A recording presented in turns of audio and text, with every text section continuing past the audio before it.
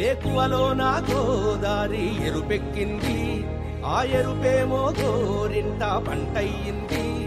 ఏకువలో నా గోదారి ఎరుపెక్కింది, ఆ ఎరుపేమో గోరింట పంటయ్యింది.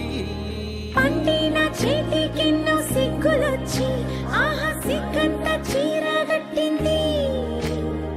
చీరలో చందమామ ఎవరమ్మ, ఆ గుమ్మ సీతమ్మ.